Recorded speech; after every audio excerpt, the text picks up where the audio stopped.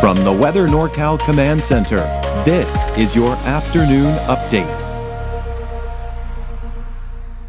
Ants Meats and Grocery is much more than a grocery store. We carry a full line of quality meats, local and organic vegetables, and a large variety of fish, Green Mountain Smart Control pellet grills, and a full deli case of sandwiches and side dishes. Good afternoon, everyone. You know, if you are wanting to track the thunderstorms that we have in the forecast, there's a very easy way to do that. You can do it from the free Weather NorCal app. It'll tell you where the lightning strikes are, where the rain is, where the thunderstorms are, the works, and everything else that is offered here at Weather NorCal. So just download that app for free. Try it out. If you don't like it, take it off your phone, but I think you're going to like it. Just search for Weather NorCal in your App Store or the Google Play Store from your Android, and it'll be good to go.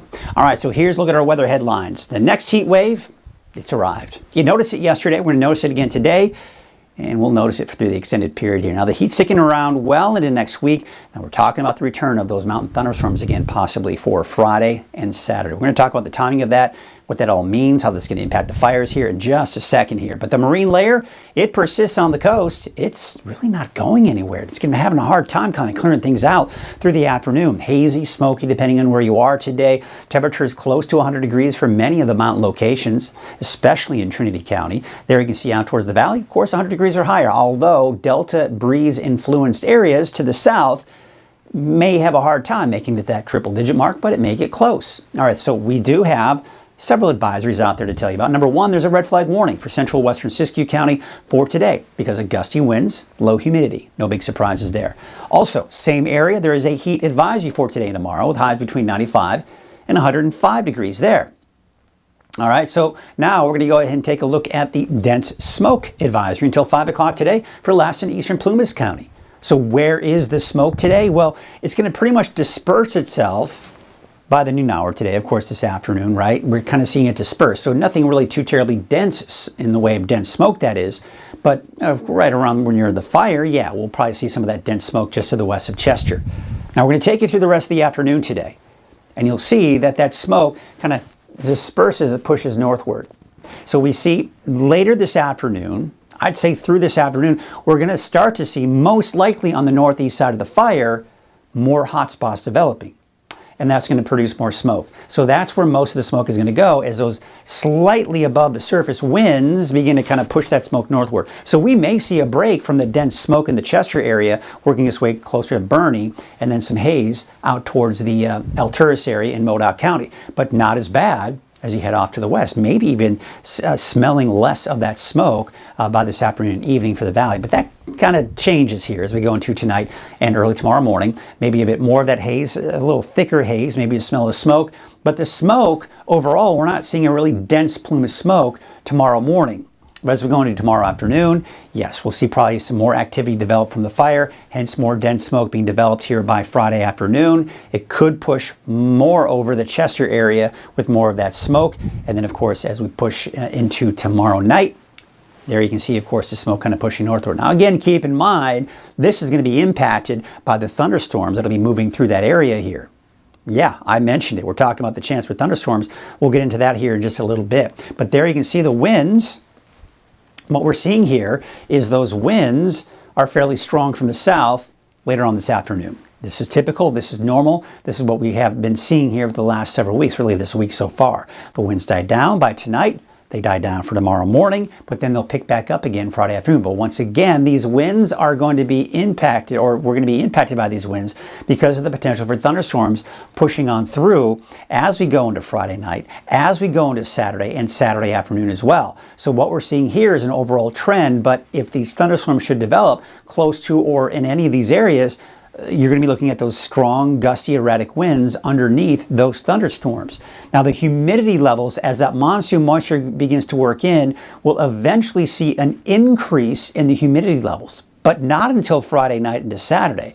You'll see here for Friday, still very dry, but by Friday night, and you can see into Saturday, Saturday's still dry, but with the added humidity from the monsoon moisture, we're going to see those humidity levels go up a bit.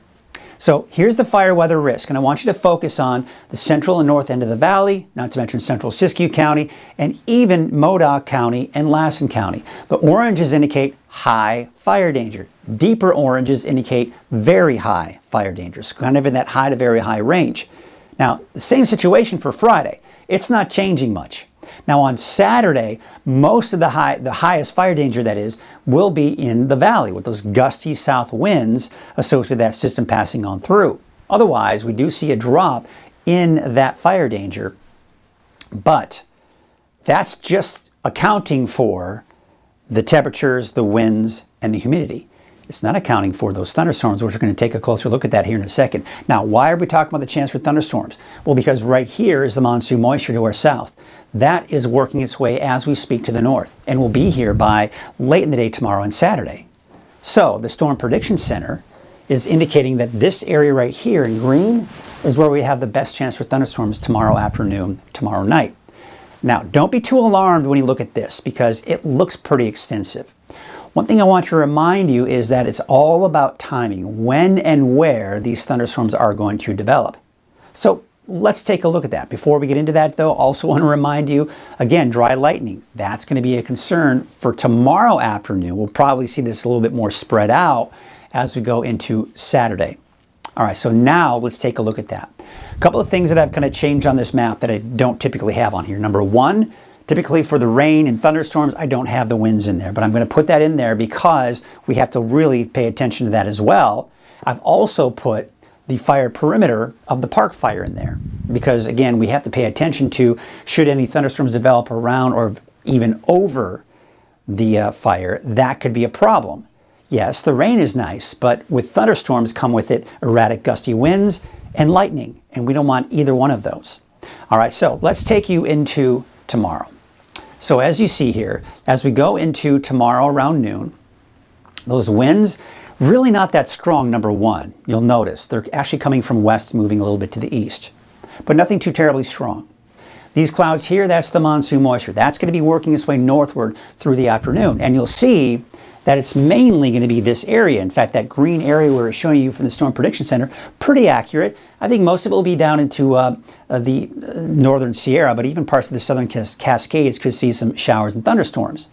Now, the winds are generally blowing from south to north. They could get very gusty at this point because of these thunderstorms developing off to the east. It's a bit of a disturbance that's associated with this as well.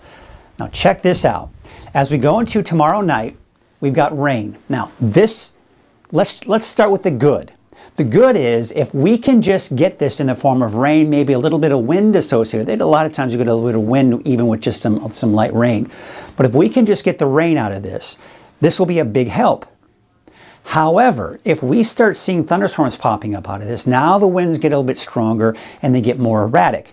But it's beginning to look like, especially as we go into the overnight hours, we're losing some of that energy of what we call convection or the sun. So this disturbance as it passes through may be strong enough to produce an isolated thunderstorm here or there, but I think mainly just in the form of some light rain. Then that will kind of push eastward. Again, it looks like it's trying to develop some thunderstorms in parts of the valley. So there are parts of the valley as we go into late Friday night, early Saturday morning, we could be looking at some showers. That extends northward into Siskiyou County, but still dry to the west of that, and maybe some showers down to the south and east. Okay, let's take you through time now. We're going to take you into Saturday morning. Now we're seeing a lot of that kind of pushing northward. So we've got western Siskiyou, eastern Del Norte, northern Trinity County. Could be looking at thunderstorms in the early morning hours on Saturday. And then, of course, we've got that potential to the north and east as well. But we don't have anything at this point over the park fire. Now check this out. You see that little shift in the flow? Instead of moving in this direction, now we're starting to see this, a bit of a spin of low pressure. That is now moving everything off to the north and east by the time we get into the noon hour. Now, because we have a bit of that spin, that's an area of low pressure, that's instability, and that's what can help bring us some pretty gusty winds. Now, here we go into the noon hour. You see this? And you see all of these? That doesn't mean it's going to be exactly in that location where these thunderstorms will pop up. But what it does mean is that the conditions are prime for afternoon thunderstorms on Saturday. In fact, let's take you into the afternoon. There's 2 o'clock. We're still seeing a lot of these thunderstorms popping up. Now, we can't rule out some of those making their way even into close to or even over on top of the fire. But I will say this area of low pressure, this moisture, it is going to be migrating northeastward through the day on Saturday. So look what happens as we go into 5 p.m. Notice most of the activity is to the north and east. Most likely by the mid to late afternoon, chances for thunderstorms are now diminishing around the Park Fire, and it's mainly going to be over the Modoc County area to the north and east. Now, one thing to keep in mind is it's not just the area over the fire that we've got to be concerned about. Yes, we can get erratic winds and that can create problems. But another thing we got to be concerned about is, yes, there's also some heavy rainfall associated with these thunderstorms, but outside of the main rain shaft, you can get lightning strikes and you could have dry lightning. So that'll be a concern as we go into Friday afternoon and not to mention Saturday afternoon. So this is something we'll be monitoring very closely. Be sure to check in again tomorrow for the latest forecast model data coming in. All right, we're going to switch gears here. We're going to talk about the heat because you may have noticed it yesterday. You're going to notice it again today. And really, overall, this trend that we're seeing here is nothing unusual. It's going to keep those highs right around or just above where we are for this time of the year typically. So there's nothing unusual about this heat wave that we're going to be experiencing here, really taking you through next week as this high pressure will just kind of linger in the area, keeping highs in the valley between 100 and 105, and in the mountains, mainly in the 90s. And we're still looking at 60s for the coast with that fog at least through the weekend persisting. All right, there you can see your forecast for today. I think some of those Delta influenced areas to the south may just dodge that triple digit mark, but to the north, you're over 100 degrees. And for the mountains, in the 90s, mid 60s for the coast. Looking at your 7-day outlook for the valley, 100 to 105 is essentially what we're looking at for the next 7 days, pretty much anywhere you go. Places like Chico, upper 90s to just a little over 100 degrees, Red Bluff just a tad warmer, and even just a little bit warmer than that for the Redding area. We take a look at the coast, mostly cloudy skies, mid 60s, very nice, right? There you've of course got the inland areas, temperatures mainly in the mid to upper 90s, and for Trinity County, upper 90s to about a little over 100 degrees. All right, let's take a look at our forecast here for Siskiyou County, Modoc County, and the Eastern Mountains. Now, we were talking about the chance for thunderstorms here, and I'm going to take you back here. Let's take you back to this. So what we've got here is a chance for thunderstorms on Saturday for Weaverville. I think Friday you'll be dry. Friday night, Saturday morning is the best chance for you in Weaverville. By Saturday afternoon, most of it's gone. Inland areas, I think you may be just a little too far to the west for any of that activity, but there could be some places in extreme eastern Del Norte and extreme eastern Humboldt County that could see a stray shower or maybe even a thunderstorm late Friday night, early Saturday morning. All right, now we'll take you back to Siskiyou County, Modoc County, and the Eastern Mountains. We've got the chance for showers and thunderstorms for Mount Shasta City, especially Friday night into Saturday.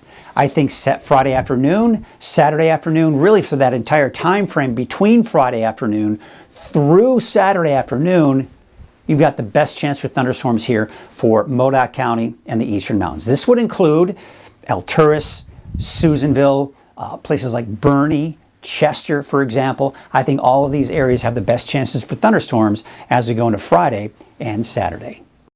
We're the locals down the street. The neighbor you come to for advice.